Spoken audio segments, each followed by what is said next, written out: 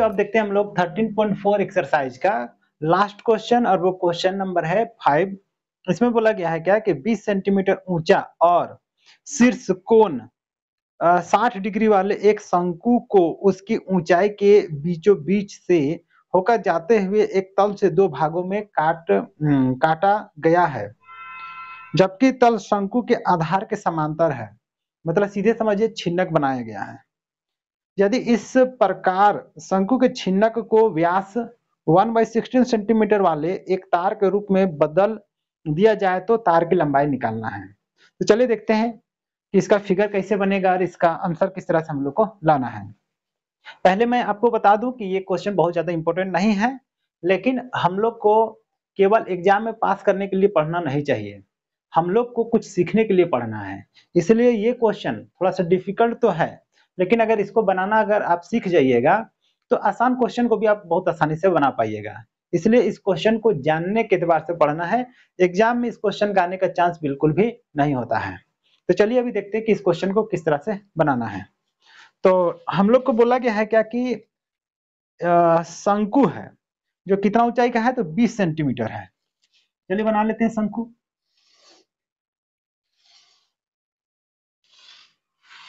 ये टोटल कितना है मेरा, तो 20 सेंटीमीटर है। ये टोटल हम लोग का 20 सेंटीमीटर है। अब इस आधार के समांतर हम लोग को इसको काटा गया है ऐसा, तो काटे तो छिन्नकार भाग ये बचा ना। अब इसको तार के रूप में बनाया गया है। तो तार कैसा रखा गया है, तो चलिए तार को थोड़ा लंबैया करके थोड़ा इस तरह से बना लेते हैं। इस तरह से बनाया गया है और इसका व्यास कितना रखना है हम लोग को, तो 1/16 सेंटीमीटर रखा गया है। तो इसका लंबाई कितना होगा ये हम लोग को पूछा गया है। मान के चलिए कि इसका लंबाई अभी मेरा L है, तो ये L कितना होगा यही हम लोग को पूछा गया है। तो कैसे निकालेंगे, तो चलिए सबसे पहले देखते हैं कि हमको क्या करना पड़ेगा। तो हम लोग को क्या करना पड़ेगा कि इसका आयतन निकालना पड़ेगा, और इसका आयतन से ही ये तार बनाया गया है, इसलिए इसका आयतन और इसका आयतन बराबर होगा। इसी सिद्धांत पर ये क्वेश्चन हम लोग का बन जाएगा।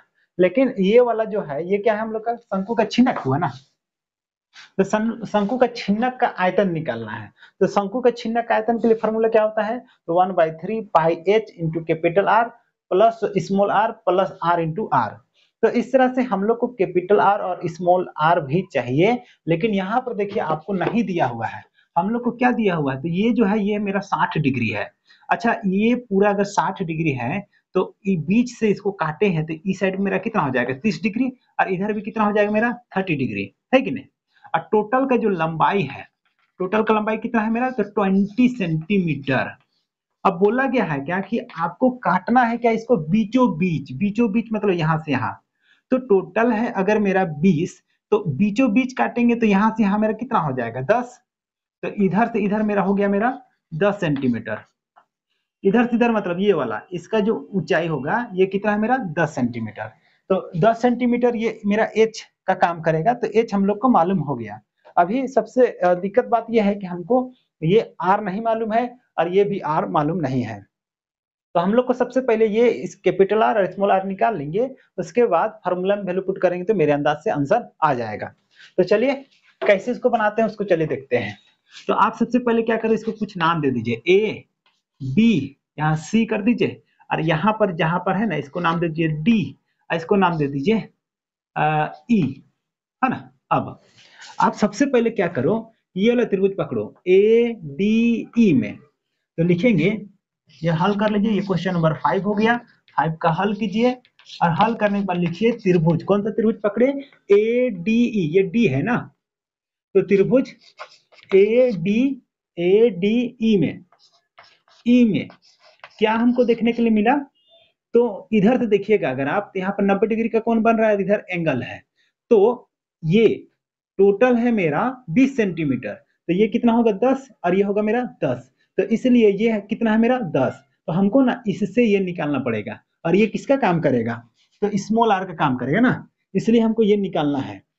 तो 8.1 जो एक्सरसाइज पढ़े थे उसमें हम लोग पढ़े थे कि ये जो दिया हुआ है ये हम लोग का ये थीटा हुआ, तो थीटा के सामने पी, तो ये बन गया मेरा पी और ये बन गया बी।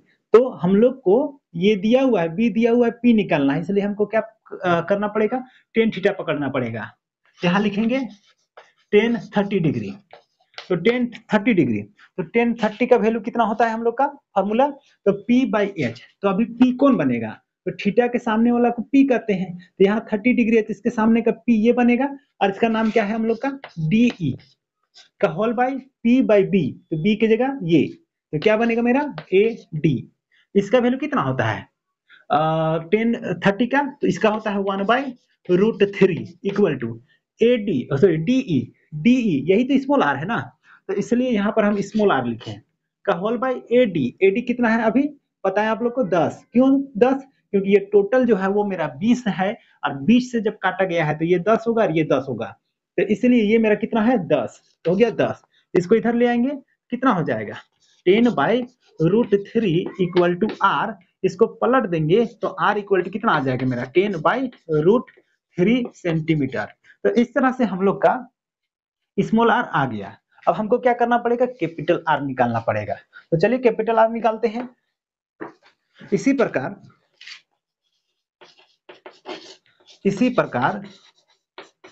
कौन सा त्रिभुज पकड़ेंगे, थोड़ा उधर जगह बचाएंगे इसलिए इधर करते हैं। कौन सा त्रिभुज पकड़ना पड़ेगा, तो ये वाला ABC में, त्रिभुज ABC में। इसमें ध्यान देंगे तो क्या फिर से हमको ये पूरा 20 मालूम है, ये कितना है मेरा 20, इससे ये निकालना है, तो थीटा के सामने वाला को P कहते हैं, तो P और B के बीच में संबंध है, तो क्या संबंध है, तो टेन थीटा, तो टेन थीटा के जगह कितना होगा मेरा 30 डिग्री इक्वल टू क्या होता है P/B, तो P का कौन काम करेगा ये वाला BC बाई P/B, B की जगह मेरा क्या काम करेगा AB, तो P/B हो गया। अब इसका वैल्यू जैसे कभी हम लोग देखे थे कितना होता है 1/√3। अगर इसको BC को देखेंगे तो BC क्या चीज का काम करेगा, कैपिटल R का काम करेगा ना, है ना। यहाँ पर भी देखिए ये बड़ा मुंह खुला हुआ है, तो छिन्नक के लिए ये स्मॉल r हुआ और ये कैपिटल R हुआ, तो यहाँ पर हो गया मेरा कैपिटल R का होल बाय AB मतलब यहाँ से यहाँ तक लंबाई, और यहाँ से यहाँ तक लंबाई कितना है मेरा 20, तो डाल दिया हम 20, इसको इधर कर देंगे तो कितना हो जाएगा 20/√3 इक्वल टू कैपिटल R, पलट देंगे तो कैपिटल R इक्वल टू कितना हो जाएगा 20/√3 सेंटीमीटर। तो मेरे अंदाज से कैसे कैपिटल R स्मॉल r निकाले ये आपको समझ में आ गया होगा। तो यही सबसे प्रॉब्लम वाला बात था, इसको आपको जब आप 8.1 2 3 अच्छा से पढ़ लीजिएगा तभी इसको आप निकालने के लिए जानिएगा। तो अगर आप यहाँ तक समझ गए तो इससे आगे आप बहुत आसानी से समझ पाइएगा। तो चलिए देखते हैं कि इससे आगे अब किस तरह से बनेगा। तो जैसे कि मैंने शुरू में ही बताया था कि इसका आयतन और इसका आयतन एक ही होगा, ऐसा इसलिए क्योंकि इसी से ये बनाया गया है, इसलिए हम लोग को वही थ्योरी पर काम करेंगे तो हम लोग का आंसर आ जाएगा। तो यहाँ पर थोड़ा सा ये भी लिख देते हैं क्या कि बेलन का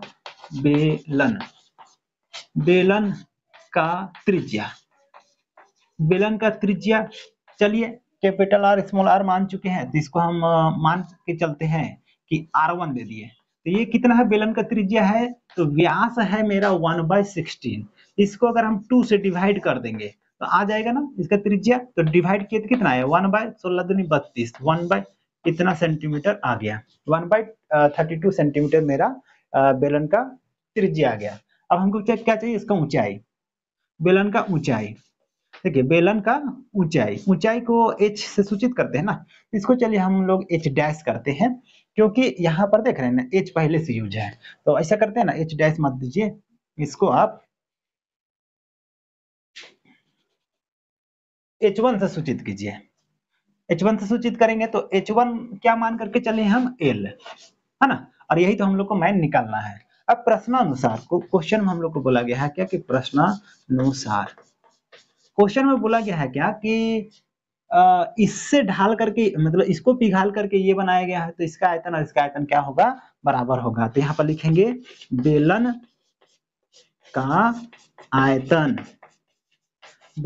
आयतन इक्वल टू क्या, तो छिन्नक का आयतन, छिन्नक का आयतन, चलिए यहाँ लिख देते हैं आयतन, छिन्नक का आयतन, देखिएगा इधर नहीं है ना। हाँ, अब बेलन का आयतन का फॉर्मूला क्या होता है, आपको याद होगा कि पाई होता है r स्क्वायर होता है, तो यहाँ पर बेलन का त्रिज्या को हम r1 माने हैं तो इसलिए r1 का स्क्वायर हो जाएगा। फिर क्या होता है h पाई r स्क्वायर इंटू h, तो h की जगह हम क्या माने h डैश, इसलिए मेरा हो जाएगा h डैश इक्वल टू क्या छिन्नक का आयतन, तो छिन्नक का आयतन तो फॉर्मूला वहां पर दिख ही रहा है, क्या होता है 1/3 पाई, ठीक है। फिर h into capital R square plus small r square plus capital R into small r, ये फार्मूला बैठ गया। अब देखिए ये मेरा पाई और ये मेरा पाई कट गया। अब स्मॉल r का स्क्वायर करना है तो स्मॉल r कहाँ है, तो देखिए स्मॉल r 1 कितना है 1/32, तो 1/32 का क्या करेंगे हम स्क्वायर करेंगे इंटू क्या करेंगे h1 का वैल्यू क्या माने हैं हम l माने हैं, तो l हो गया। उसके बाद आया 1/3, उसके बाद आया मेरा h कितना है h देखिए तो होगा कहीं पर h यहाँ लिखा हुआ नहीं है ना, ये देखिए यहाँ से यहाँ तक है h मतलब क्या छिन्नक का ऊंचाई, तो छिन्नक का ऊंचाई कितना है मेरा 10, कहीं पर इसको लिख देंगे तो अच्छा रहेगा, यहाँ पर लिख दीजिए, नहीं कहाँ पर लिखिएगा जगह तो बन नहीं रहा है, यहाँ पर लिख देते हैं छिन्नक की ऊंचाई, छिन्नक की ऊंचाई h कितना है मेरा, तो 10 सेंटीमीटर, ठीक है। तो वो h हम यहाँ से डाल दिए 10 सेंटीमीटर इंटू कैपिटल आर का वैल्यू इधर निकाले हैं, देखिए तो कितना है मेरा, तो 20/√30 सॉरी 20/√3, तो उस पर डाल दीजिए 20/√3। अब देखिए इसमें स्क्वायर है इसलिए स्क्वायर लगेगा, तो यहाँ स्क्वायर किए, यहाँ पर कैपिटल ब्रैकेट कर दिए।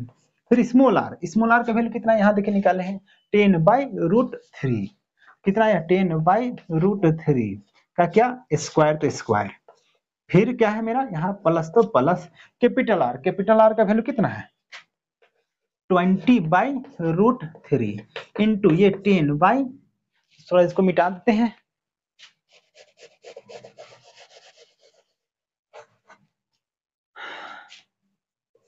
स्मॉल आर कितना है मेरा 10/√3 ये कैपिटल ब्रैकेट से घेर दिया। अब इसको सॉल्व कर देंगे ना तो हम लोग का आंसर आ जाएगा, तो इसका तो अभी काम नहीं है, तो चलो इसको मिटा लेते हैं। तो इस तरह से हम लोग का बोर्ड साफ हो गया। अब चलिए इसको देखते हैं कि एल किस तरह से निकालना है। तो एल निकालने के लिए यहाँ से एल बचाएंगे तो कितना हो जाएगा, तो चलिए सबसे पहले देखिए यहाँ एक का स्क्वायर है, तो एक का स्क्वायर को कितनों करेंगे तो एक ही ना आएगा, और एक और एल को गुना करेंगे तो मेरा कितना हो जाएगा, तो एल आ जाएगा का होल बाय 32 का क्या है मेरा स्क्वायर है, तो 32 का स्क्वायर मीन क्या 32 इंटू 32 दो बार। अब चाहिएगा तो यहाँ पर इसको मल्टीप्लाई करके भी लिख सकते हैं, मतलब 32 गुनी 32 करके लिखिएगा तो भी कोई दिक्कत नहीं होगा।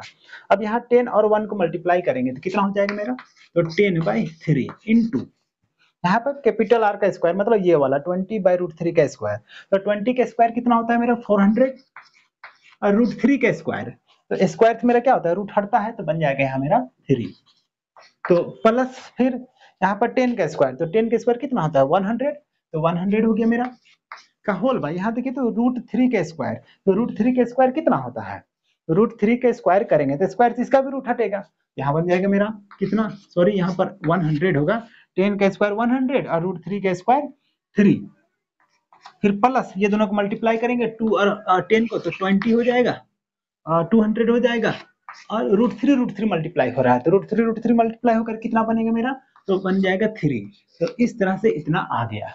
अब यहाँ से हमको एल बचाना है, तो एल बचाएंगे तो कितना हो जाएगा मेरा, ये दोनों को चलिए मल्टीप्लाई कर ही लेते हैं, तो 32 इंटू 32 मल्टीप्लाई कीजिए तो कितना हो जाएगा 2 दूनी 4 2 तिया 6 64 हो गया, फिर यहाँ से 3 दूनी 6 3 तिया 9, तो यहाँ पे हो गया 4 12 के 2 हाथ में 1, यहाँ हो गया 10, तो कितना हो गया मेरा, तो 10 इंटू इतना का होल बाय कितना हो गया मेरा यहाँ 3, ये वाला ये दोनों मल्टीप्लाई होकर के इतना हुआ ना, तो ये दोनों इधर आएगा तो 10 अपना रह जाएगा, ये वाला ऊपर आ गया, तो 10 इंटू 10 24/3 हो गया, और फिर इधर इंटू में कितना आ जाएगा, देखिए तो देखिए ये तीनों सेम है, तो सेम वाला का अगर एलसीएम लेते हैं तो मेरा 3 ना आता है, तो 3 आ गया, और ऊपर वाला को जैसा का तैसा सिंपली जोड़ देंगे, तो जोड़िए यहाँ तो 400 500 600 700 हो गया मेरा, इस तरह से 700।